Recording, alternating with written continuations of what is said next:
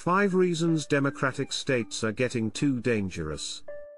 According to data from the Brookings Institution, Texas, Georgia, North Carolina, and Florida are among the top 5 states that have seen the most significant gains in their black populations since 2010.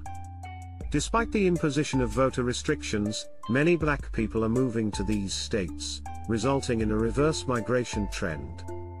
However, recent political developments in these states are a cause for concern. For instance, a new Republican majority in North Carolina's Supreme Court is revisiting voting restrictions and redistricting that a prior Democratic majority had deemed illegal. Florida has also banned an African American Studies course, while Texas and Florida have limited the teaching of race in schools and abolished diversity, equity, and inclusion in state agencies. Some people, such as New York Times columnist Charles Blow, are optimistic that this migration trend will lead to a shift in Southern politics. Georgia, for instance, voted for a Democrat for president for the first time in nearly 30 years, and sent its first black and Jewish senators to Congress. However, focusing solely on these positive developments may let Democrats off the hook for failing to protect their home turf. Black people's willingness to live under conservative politics in these states speaks volumes about the issues they fled in supposedly liberal areas like the North and West Coast. Even after liberal states promised equality and a better future for everyone, people are still choosing to leave for more conservative states. But why is that? Here are 5 reasons democratic states are getting more dangerous. Number 1. Homelessness. Homelessness is a pervasive and complex issue in California. With a population of nearly 40 million people, the state has the highest rate of homelessness in the United States. According to the 2021 Annual Homeless Assessment Report, there were 161,548 homeless individuals in California on a single night in January 2020, accounting for over a quarter of the national homeless population. Several factors contribute to the homelessness crisis in California. High housing costs, a shortage of affordable housing, and a lack of mental health and addiction services are among the key reasons. In addition, the COVID-19 pandemic has exacerbated the situation, with many individuals losing their jobs and being unable to pay rent. The homeless population in California is diverse, with people of all ages, races, and genders affected.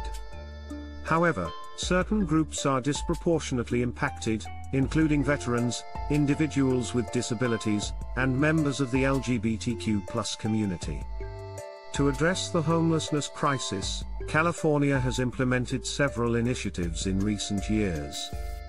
The state has allocated billions of dollars to fund affordable housing and homelessness prevention programs. In addition, local governments have established temporary shelters, safe parking lots, and other programs to provide support to the homeless population. However, progress has been slow, and the issue remains a major challenge for the state. Many homeless individuals continue to live on the streets or in makeshift encampments, which can be dangerous and unsanitary. The lack of affordable housing options also contributes to the cycle of homelessness, as individuals who are unable to find stable housing are at risk of becoming homeless again. Number 2. Woke ideology. Woke ideology is a cultural and political movement that seeks to promote social justice and equity by raising awareness of systemic oppression and discrimination, particularly in the areas of race, gender, and sexuality. While the movement has gained significant traction in recent years, its critics argue that its tactics and philosophy are dangerous and divisive. Critics argue that woke ideology is built on a set of dangerous and destructive beliefs, such as the notion that society is inherently oppressive and that all power dynamics are rooted in oppression. This worldview, they argue, fosters a victim mentality and encourages individuals to view themselves as victims rather than as agents of change. Moreover, critics argue that woke ideology promotes a form of censorship and intolerance, as it seeks to silence those who disagree with its worldview and deems certain ideas and opinions as inherently harmful or offensive. This, they argue, undermines the principles of free speech and open discourse, which are essential to a healthy and thriving democracy. Finally, critics argue that woke ideology is inherently divisive, as it pits individuals and groups against each other based on their identities and experiences. This, they argue, fosters resentment and animosity rather than unity and cooperation. While woke ideology has undoubtedly brought attention to important issues of social justice and equity, its critics argue that its tactics and philosophy are ultimately dangerous and counterproductive. Number 3. Theft problems. California has been experiencing a rising rate of theft problems in recent years. According to the California Department of Justice, in 2020, there were over 1.1 million property crimes reported, with theft being the most common type of property crime. In addition, the state's property crime rate is higher than the national average. Theft crimes in California can range from petty theft, such as shoplifting, to more serious offenses, such as grand theft. Thefts of catalytic converters from cars have also been on the rise, as the valuable metals within them can be sold for scrap. One factor contributing to the theft problem is the state's high poverty rate, which can lead to desperate measures being taken by those struggling financially. Another factor is the passage of Proposition 47 in 2014, which reduced penalties for certain non-violent offenses, including theft, with the intention of reducing the state's prison population. Critics argue that this has led to an increase in theft, as the reduced penalties may not serve as a sufficient deterrent. Law enforcement agencies in California have been taking measures to address the theft problem, including increasing patrols in high theft areas and using technology such as license plate readers to track stolen vehicles. Businesses have also implemented measures, such as security cameras and hiring private security to deter theft. Number 4.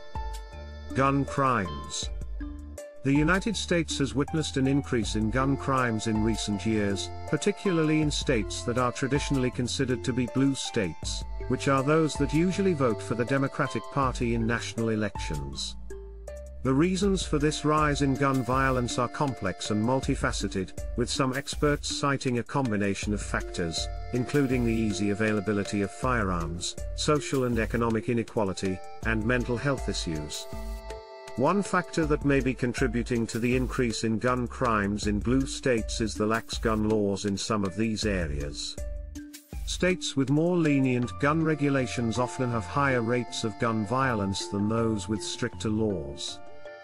Additionally, the pandemic has led to a surge in gun sales, with many people purchasing firearms for self-defense, leading to a proliferation of guns in the community.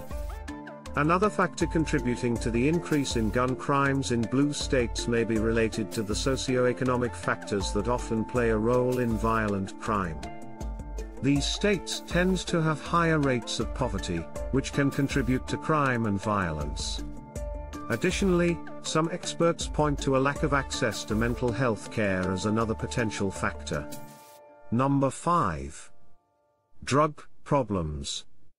Over the past few years, blue states in the United States have seen a concerning increase in drug problems and overdoses.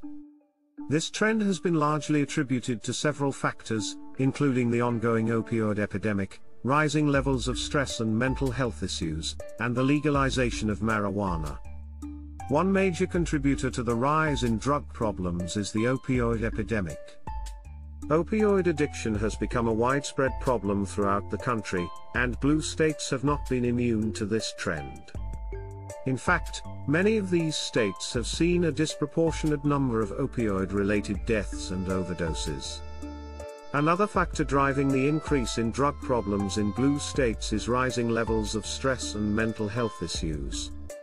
With many people struggling to cope with the demands of modern life, some turn to drugs as a way to self-medicate and escape their problems. Lastly, the legalization of marijuana in some blue states has also been linked to an increase in drug problems. While marijuana is generally considered less harmful than other drugs, it can still lead to addiction and other negative consequences, particularly when used in excess. Overall, the rise in drug problems and overdoses in blue states is a serious concern that requires urgent attention and action. This will require a multifaceted approach that includes increased access to addiction treatment, better mental health support, and greater public education and awareness around the dangers of drug use. In conclusion, the rise in crime, law enforcement agencies in California and other blue states have increased patrols, utilized new technologies, and implemented community outreach programs to prevent crime. However, addressing the root causes of crime, such as poverty, mental health, and substance abuse, will be crucial in reducing crime rates in the long term.